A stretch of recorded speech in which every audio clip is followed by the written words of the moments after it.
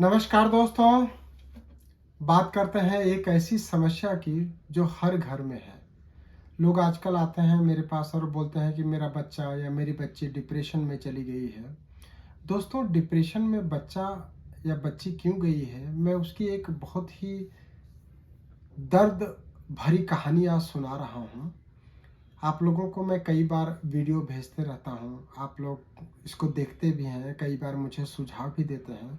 मेरा हाथ जोड़ करके आपसे निवेदन है कि आप इस वीडियो को अवश्य देखिएगा और पूरी बात सुनिएगा। मैं बात कर रहा हूँ एक 20 साल की लड़की की जो आज आई थी। उससे पहले 2-3 महीने पहले उसके पेरेंट्स आए थे, मम्मी पापा, वो लोग मेरे से दवाई लेकर के गए थे। उन्होंने बच्ची से हमारे जूनियर डॉक्टर की बात कराई थी और हमको ये बताया गया था कि बच्ची डिप्रेशन में है, उसको मानसिक परेशानी है और उसको मानसिक डॉक्टर का इलाज चल रहा है। और आज वो लोग आए थे बच्ची को लेकर के। बच्ची और उसके मम्मी पापा 3 लोग आए थे। बच्ची के सामने मम्मी पापा ने बहुत सारा उसकी बुराई किया। जब मैंने मम्मी पापा को बाहर बिठा दिया और बच्ची से बात करना चाहा, तो बच्ची ने जो बात मुझे बताई वो बहुत ही आश्चर्यजनक रही। उसने बताई कि उसका 20 साल का उम्र है बच्ची की और उसके मम्मी पापा को वो जब से देख रही है वो आपस में लड़ते रहते हैं, घर का माहौल बहुत ख़राब है, ऐसा बच्ची ने मुझे बोला। उसके मम्मी पापा उसके दादी को ओल्ड एज होम भेजना चाहते हैं, जबकि एकमात्र दादी ही है जो बच्ची से प्यार करती है। उसके पापा के पास बच्ची को डॉक्टर के पास ले जाने के लिए टाइम नहीं होता है, बच्ची के पेरेंट्स मीटिंग में जाने के लिए टाइम नहीं होता है। उसके पापा उसको पैसों के लिए ताने मारते रहते हैं। उसके हेल्थ पे अगर खर्च करते हैं तो बोलते हैं कि दवाई के लिए इतने रुपए दिया। और इवन उसकी तबीयत खराब रहती है और वो पापा को बोलती है तो उसकी बात ही नहीं मानते हैं कि तबीयत खराब है। और उसकी मम्मी सोशल सर्विसेज में बहुत व्यस्त रहती हैं, वो उसको टाइम नहीं दे पाती हैं। न पापा टाइम देते हैं न मम्मी टाइम देती हैं, तो आखिर बच्ची कहाँ जाए। एकमात्र दादी है जो उसकी बात मानती हैं और मम्मी पापा दोनों उससे चिढ़ते रहते हैं। मम्मी पापा दोनों उसको टॉर्चर करते रहते हैं। एक दिन तो पापा ने उसके छोटे भाई को बोला कि इसकी पिटाई करो, क्योंकि एक दिन पापा ने उसकी पिटाई कर दिया था तो वो पापा की शिकायत करने चली गई थी पुलिस थाने। इससे पहले पापा उसको पुलिस थाने लेकर के गए थे एक दिन और वहाँ पे जाकर के बोला महिला पुलिस पुलिस से कि इसको थप्पड़ मारे। सोचिए आप इतना क्रूएल क्यों हो रहे हैं। अपने बच्चों से थोड़ा सा प्यार से बात करके देखिए ना।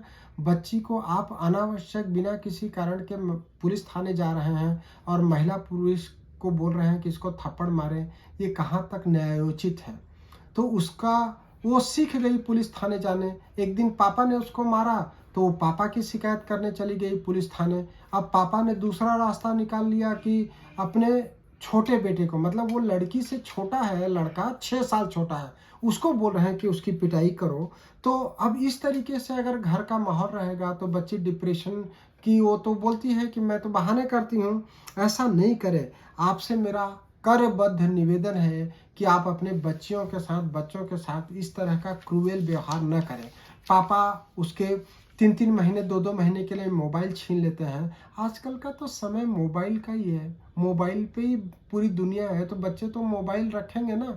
क्या आप 2-3 महीने बिना मोबाइल के रह सकते हैं? इस प्रश्न का जवाब आप खुद से सोच करके देखिए तो आपको समझ में आ जाएगा। मम्मी पापा इतना वायलेंट हो जाते हैं जिसके कारण उसकी परेशानी बढ़ती चली जा रही है।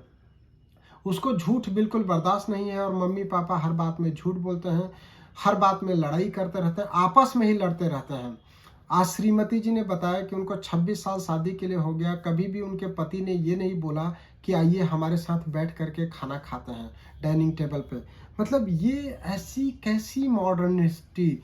हम हमारे बच्चों को क्या सिखा रहे हैं, उसके लिए हमारा जो बर्ताव है, हमारा जो व्यवहार है, वो उनके लिए प्रत्यक्ष उदाहरण बनता है। तो आप किस तरीके से प्रत्यक्ष उदाहरण बन रहे हैं। बेटी तो आपसे तलाक नहीं ले सकती है, इसलिए आपके साथ रह रही है।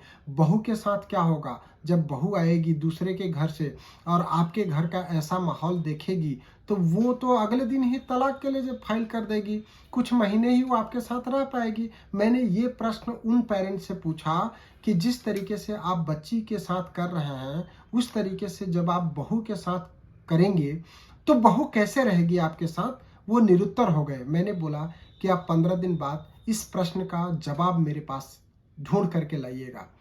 वो लोग काफ़ी शर्मिंदा हुए। मैं ऐसे सभी पेरेंट्स से निवेदन करना चाहता हूँ कि आपका बच्चा वास्तव में डिप्रेशन में है या नहीं है, वो वास्तव में मेंटल बीमारी से पीड़ित है या नहीं है, उसका कारण कहीं आप तो नहीं बन रहे हैं, आपका व्यवहार, आपका बर्ताव तो नहीं बन रहा है। इसको आप सेल्फ असेसमेंट करके देखिए। वो लोग किसी साइकोलॉजिस्ट के यहाँ लेके करके गए उसकी काउंसलिंग के लिए, और उस साइकोलॉजिस्ट ने बोला कि इससे मोबाइल छीन लीजिए। ये कहाँ तक न्यायोचित है? ऐसा मत करिए। आप अपने बच्चों को प्यार से संभालिए, प्यार से उनको समझाइए, आप उनकी समस्या को एक बार सुनिए, समझने की कोशिश करिए।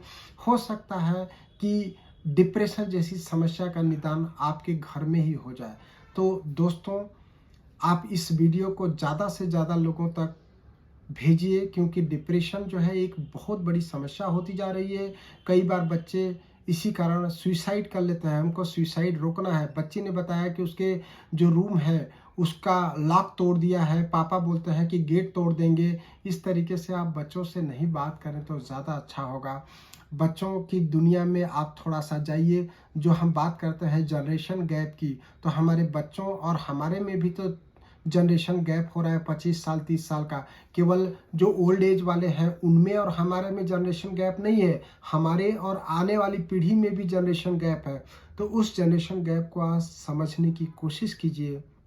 अपने बच्चों की लाइफ को बर्बाद मत कीजिए। उनको ज़बरदस्ती आप कोर्स का सिलेक्शन नहीं कराएं।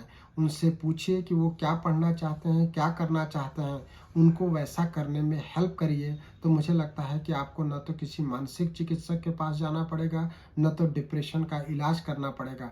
डिप्रेशन के कारण को समझिए। यदि आप उसका निवारण कर सकेंगे तो डिप्रेशन जैसी कठिन समस्या से बच सकेंगे। मेरा एक मात्र सुझाव है, हो सके तो रात का भोजन सभी लोग एक साथ बैठ करके डाइनिंग टेबल पर कीजिए, और उस समय मोबाइल साइलेंट करके दूसरे रूम में रख दीजिए। मोबाइल तो आजकल फ्री है, आप कभी भी कॉल कर सकते हैं, लेकिन खाने का जो समय है 10, 15, 20 मिनट या आधा घंटा, वो तो समय से शांति से सब लोग एक साथ मिल कर के बिता सकते हैं।